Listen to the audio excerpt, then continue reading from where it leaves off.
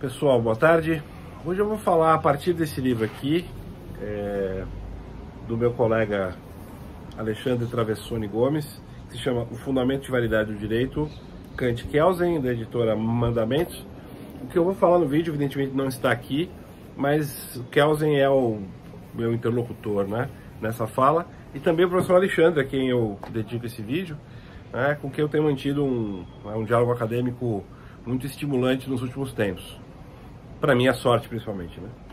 Ele é professor da PUC de Minas Gerais e da Universidade Federal de Minas Gerais também, né? Professor nas duas universidades.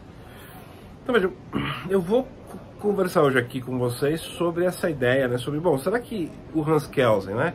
Hans Kelsen, um autor que é conhecido de todos nós, ou que é conhecido, né, de quem estuda direito, pode ser classificado como autor progressista ou como autor conservador, né?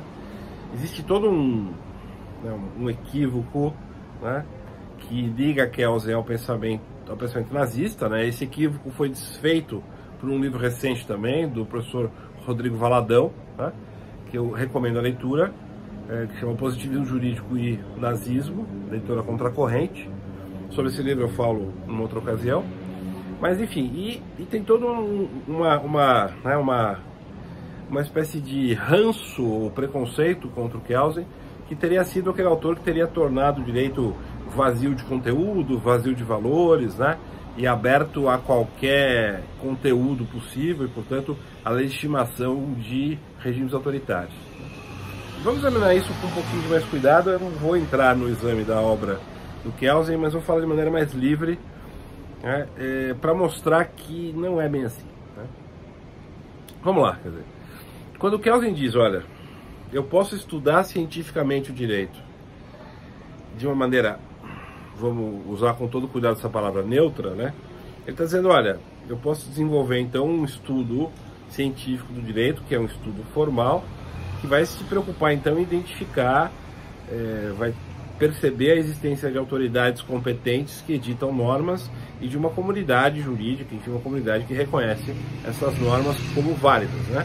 O estudo do direito está relacionado com essa ideia de validade, e esse modo de olhar permite que Kelsen diga, olha, existe direito tanto na União Soviética ou nos países socialistas da época, quanto nos Estados Unidos e na Europa, né? Estamos diante do fenômeno jurídico em todos esses casos, e a ideia de validade, então, pode ser utilizada, né, para descrever todos esses fenômenos como fenômenos jurídicos. Eu diria que também existe um potencial, se a gente for examinar isso com mais cuidado, de usar essa ideia de validade para pensar, inclusive, na validade de direitos, né, de povos originários, dos grupos indígenas, etc. Eu acho que essa é uma outra discussão, e é um ponto que eu tenho debatido com o professor,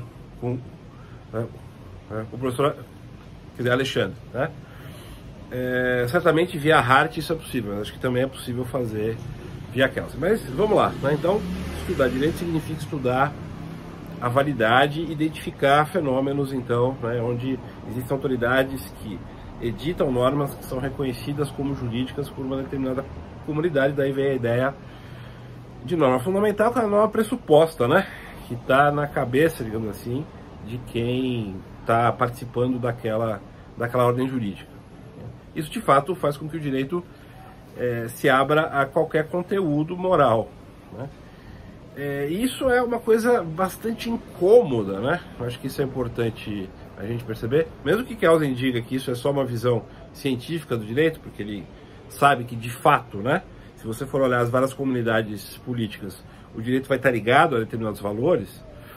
Essa visão do Kelsen, ela é muito incômoda, né, para autores tanto progressistas quanto conservadores, tanto mais radicais de esquerda quanto radicais de direita, né, no modo como eles pensam o direito, né? O Kelsen, eu acho que ele bagunça muito o espectro ideológico dos debates sobre direito. Eu vou explicar por quê. Porque, vejam, para um pensador conservador, né, E também para um pensador revolucionário, para um pensador ou para uma pensadora revolucionária, e aí eu vou dizer tanto de esquerda quanto de direita, a estratégia argumentativa é semelhante.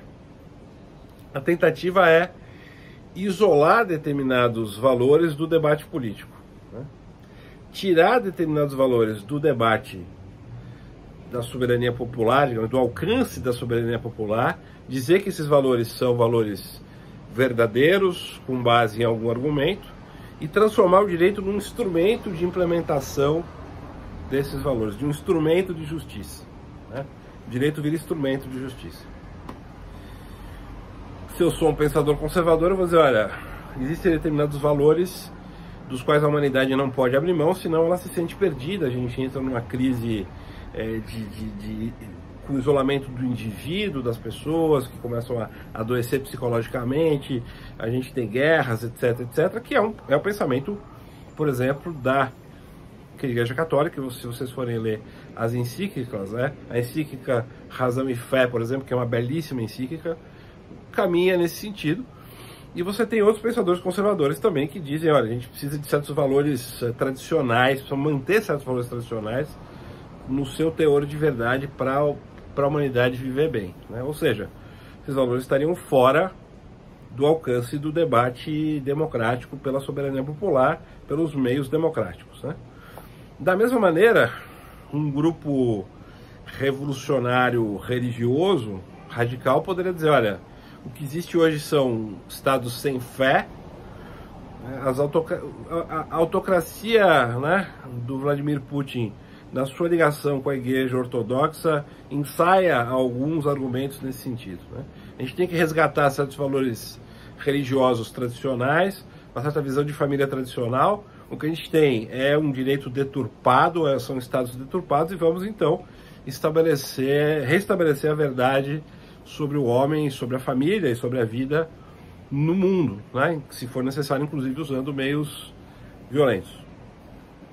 Numa outra perspectiva, mais talvez à esquerda, eu poderia dizer, olha, enquanto houver um mendigo na rua, eu não aceito a legitimidade de nenhum Estado, eu acredito que todas as regras são ilegítimas e eu me sinto livre para desobedecê-las quando for necessário, desde que, né, enfim, a ação seja para implementar uma igualdade radical entre todas as pessoas em um momento futuro.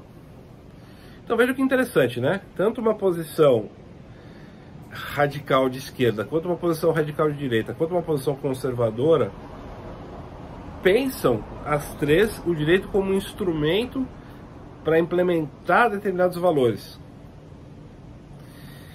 E o que o Kelsen sugere, aí eu acho que ele mais sugere do que realiza, isso não está claro na obra dele, né? Porque o que ele escreve sobre democracia são 2 textos, ele não tem uma teoria da democracia realmente estruturada, eu acho, e em que isso fique tão claro quanto seria, né, necessário.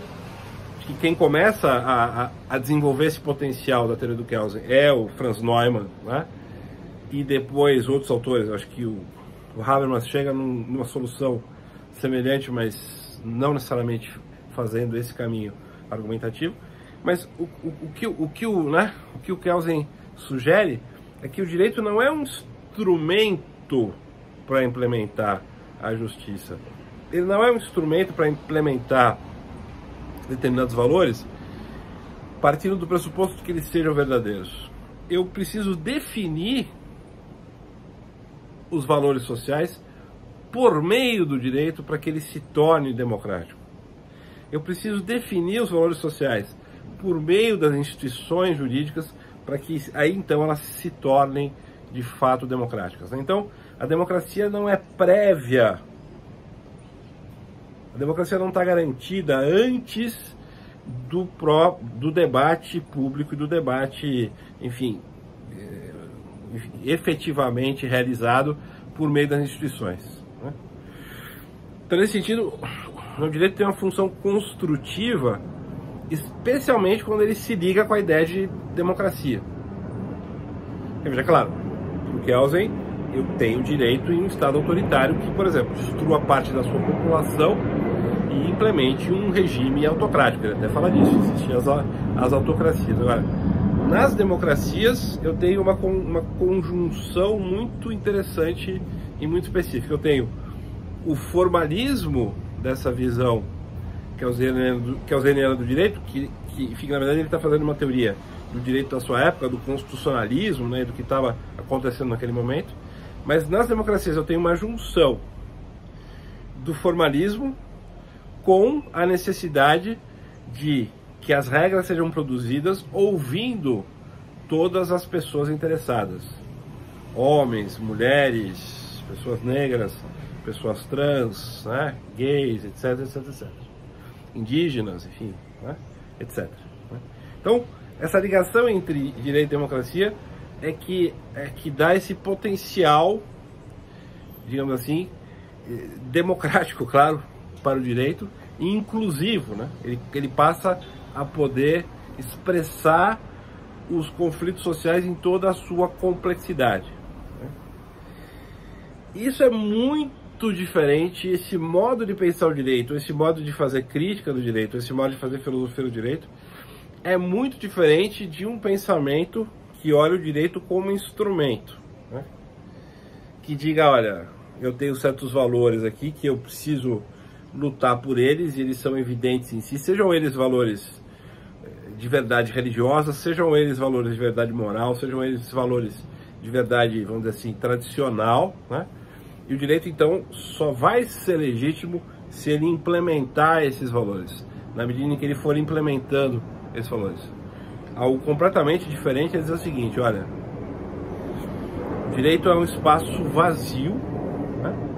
Ele aceita qualquer conteúdo. Agora, quando ele se torna um direito democrático, ele tem que cumprir, né, um determinado requisito. Só vão ser consideradas normas válidas, democráticas, nesse regime de direito democrático, se aquelas normas forem produzidas com a participação e ouvindo todas as pessoas interessadas, todos, né, enfim, levando em conta todos os interesses e desejos das pessoas que vivem naquela comunidade política. Então é como se a tensão, né, a antiga tensão, né, entre direito natural e direito positivo, que é o que eu estava falando antes, fosse trazida para dentro do direito positivo. E aí eu tenho uma tensão, né, entre o que eu chamo de efetivação do direito e perversão do direito. Eu tenho um processo constante, né? O direito, ele está sempre correndo atrás, digamos assim, ele tem que responder aos conflitos sociais que nunca param, porque surgem novos interesses, novas comunidades, enfim, ninguém imaginou, eu não imaginei, pelo menos quando eu tinha lá os meus 18 anos, que a gente estaria discutindo no nível que a gente discute hoje, direitos de pessoas transexuais. Naquela época era muito mais marginalizado, né? Eu nunca imaginei que tivesse a centralidade que tem hoje. A sociedade mudou, né? O direito foi respondendo a esses conflitos. Então, essa visão, que aí é a visão, para mim, neumanniana do direito, né? E o Neumann, para mim, nessa perspectiva, ele acaba sendo um kelseniano de esquerda, né? Ele traz para dentro do direito positivo essa tensão entre, vamos dizer assim, uma ideia de justiça, né? A ideia de justiça e o direito positivo, né? Ou as disputas sociais e um ideal de direito justo e democrático, né? E o direito deixa de ser instrumento de realização de valores, ele passa a ser a forma pela qual os valores se expressam. Eles entram em disputa, né? E eles vão construindo arranjos parciais sempre, de certa maneira contingentes, né? Até a nova rodada de conflitos sociais for acontecendo. E o que fica excluído nesse caso, né? Fica excluído, nessa visão de direito democrático, qualquer forma, qualquer defesa de exclusão de grupos da participação no processo de definição das normas. Fica excluído qualquer forma de violência para se impor argumentos e neutralizar o argumento do outro, né? Fica excluído aí qualquer forma de violência, e o direito então passa a ser, ou ter que funcionar, né, em bases, enfim, deliberativas, como diria, né, o Habermas, ou em bases democráticas, como fala o próprio Franz Neumann, né? Então, nesse sentido específico, no meu modo de ver, Hans Kelsen sim faz parte do patrimônio, digamos assim, progressista do pensamento jurídico, né? E não por acaso, né, autores como Friedrich Hayek, né? Eu até gravei um vídeo especificamente sobre isso, vocês podem, enfim, assistir aqui no meu canal. Hayek acusou Kelsen de ter destruído o verdadeiro liberalismo, né? Por quê? Porque a estratégia argumentativa do Hayek, que é um economista, pensador neoclássico, é igualzinha à dos pensadores que eu citei antes, né? Ele gostaria de tirar do debate político e do alcance da soberania popular certas dinâmicas de definição de instituições e definição de normas, né, que deveriam para ele ficar entregues à pura autorregulação. Claro, ele está falando, né, ele acreditava que a sociedade pudesse, de forma espontânea, ir selecionando as melhores instituições para regular a sua vida e claro que aí estaria incluída a ideia de mercado, propriedade privada, etc. E o Estado então ficaria impedido, né, de regular essa dinâmica. Ela teria que ficar funcionar de maneira automática, né, independente do Estado. A visão kelseniana e a visão de direito, né, que parte ou que enfim, é compatível com essa visão kelseniana e a neumanniana de direito, justamente diz, olha, não, o direito vai ser definido pela vontade popular, pela vontade do povo, pela vontade da comunidade política, né? E se ele for um direito democrático, diz o Kelsen também, diria o Franz Neumann, ele precisa ter um requisito a mais, né? Ele precisa, então, responder ou estar de acordo com os interesses e desejos de todas as pessoas que estão disputando, né, os recursos simbólicos e materiais daquela sociedade. Por isso também, né, que o Franz Neumann vai dizer que a efetivação da democracia jurídica, digamos assim, né, a efetivação de um direito realmente democrático é incompatível com uma sociedade capitalista. Não é incompatível com uma sociedade de mercado, mas é incompatível com uma sociedade capitalista.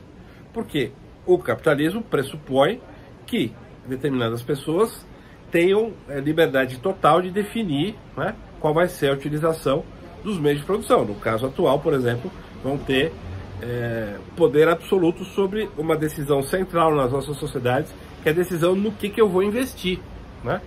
No que eu vou investir. O capital hoje, a gente vive numa sociedade de capitalismo financeiro, então o domínio do capital é importante.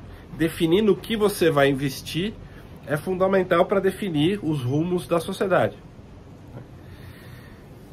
Neumann vai dizer, olha, esse poder não pode ser puramente privado, né? Ele tem que estar sujeito a algum tipo de controle, a algum tipo de, né, enfim, de limite, né? E, portanto, o Estado de Direito para ele, o Estado democrático de direito, né, ou um direito democrático, como eu costumo dizer, para ele é incompatível, né, com o sistema capitalista, né? Então é isso, pessoal, e nos vemos no próximo vídeo.